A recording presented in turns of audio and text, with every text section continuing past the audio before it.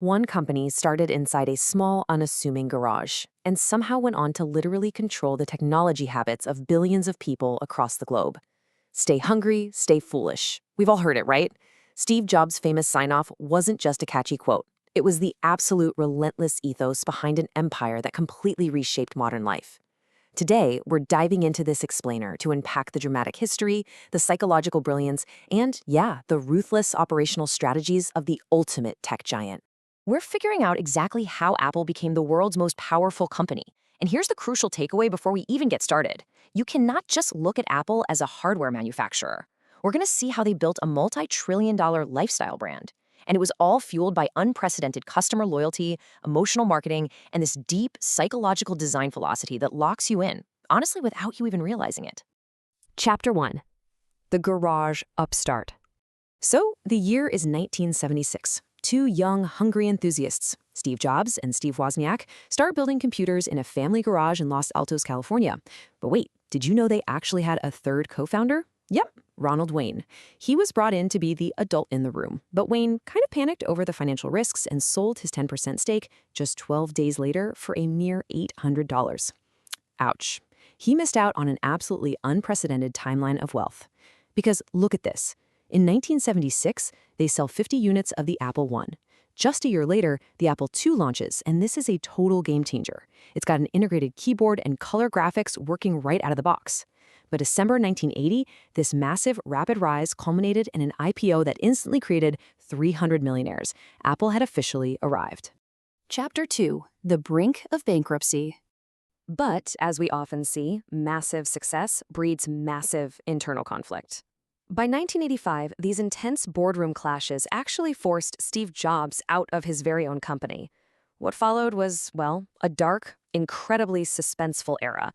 We're talking leadership chaos, totally confusing product lineups, and high-profile flops like the Newton personal digital assistant. To really understand the devastation here, you just have to look at the bottom line. $2.5 billion. That is where Apple's market cap collapsed to by 1997. Remember, they were up over $11 billion a decade earlier. They were bleeding cash, suffering from terrible inventory management, and were quite literally days away from total bankruptcy. Chapter 3. The Grand Return. So in 1997, Jobs returns to a company in full-blown crisis mode. The tension is just palpable. In a completely cinematic turnaround, he comes in and ruthlessly slashes those confusing product lines to focus on just a few key items. And to survive, he secures a shocking $150 million lifeline from their biggest rival, Microsoft. But the true genius here wasn't just financial. It was a total psychological repositioning. Here's to the crazy ones. Think about that. Instead of selling you on technical specs or processing speeds, Apple shifted to pure emotional storytelling. They aligned the brand with rebels, with visionaries, world changers. You weren't just buying a piece of plastic and metal. You were joining a creative rebellion. Chapter 4. The iPhone Revolution. Now picture the suspense of the 2007 Macworld Expo. Jobs, in his iconic black turtleneck, steps onto that stage and reveals a single device that fundamentally changes human communication forever. No exaggeration. The iPhone replaced those clunky physical keyboards with an intuitive, multi-touch glass screen. And the financial impact? Staggering. Following 2007, and especially after the launch of the App Store in 2008, we see an explosive, unprecedented generation of global wealth. The trajectory is literally a vertical climb. They didn't just capture market share, they birthed an entirely new digital economy, generating hundreds of billions of dollars. Chapter 5. The Trillion-Dollar Ecosystem. This brings us to Apple's psychological masterpiece, the walled garden. See, they don't just want to sell you a phone. They want to lock you into the very fabric of daily life. How? First, that beautiful, minimalist hardware draws you in. Second, iCloud quietly, seamlessly backs up your photos and messages across all your devices without you even lifting a finger. Third, accessory dependency. Your AirPods auto-pair effortlessly, right? Your Apple Watch just unlocks your Mac. Over time, these tiny little conveniences create massive psychological and technological switching costs. The thought of leaving the Apple ecosystem suddenly feels, well, incredibly overwhelming and disruptive. But behind this seamless, beautiful user experience is an absolutely ruthless operational machine.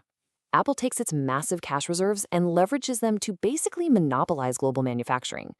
They pre-purchase massive amounts of factory capacity. They literally hoard exclusive aerospace-grade laser machines just to precision cut their laptops, which means competitors are left waiting months for the exact same parts. They even force suppliers to hold 2 weeks of inventory nearby.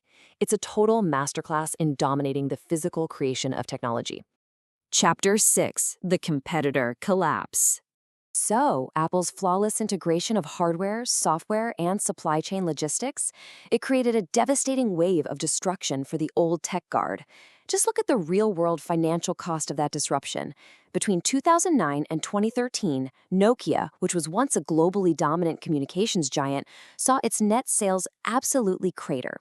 It dramatically illustrates the brutal, high-stakes reality of the smartphone wars. If you fail to match Apple's innovation and that unified user experience, you are entirely erased from the map. Chapter 7: The Profit Engine. This incredibly sticky ecosystem strategy translates directly into a massive $3 trillion market cap. When you break down their staggering 2024 financials, sure, the iPhone still leads the pack with over $200 billion in sales. But look closer at the services sector. That's the App Store, Apple Music, iCloud. Services brought in over $96 billion. And here's the absolute kicker. It operates at a mind-blowing 73.9% gross margin. It's basically a highly profitable digital toll booth that we, as users, happily pay to stay inside.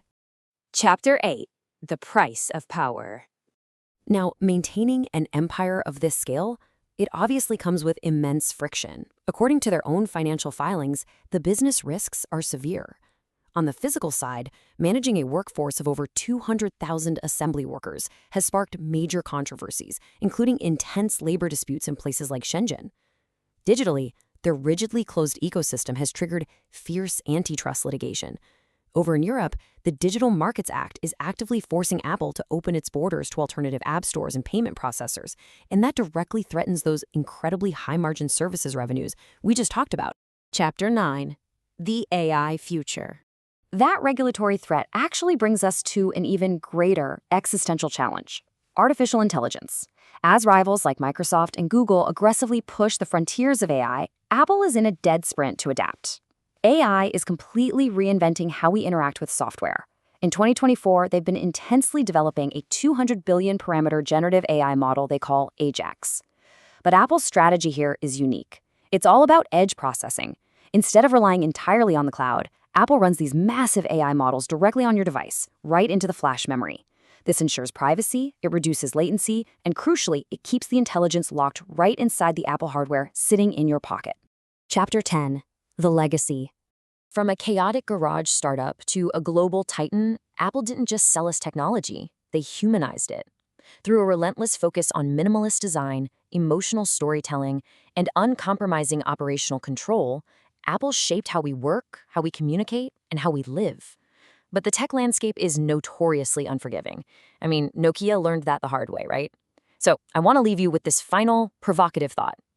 As generative AI completely rewrites the rules of what technology can do, can the world's most powerful brand adapt fast enough to maintain its walled empire? Or are we witnessing the beginning of an entirely new era? Thank you so much for joining me for this explainer. Keep asking the big questions, and I'll see you next time.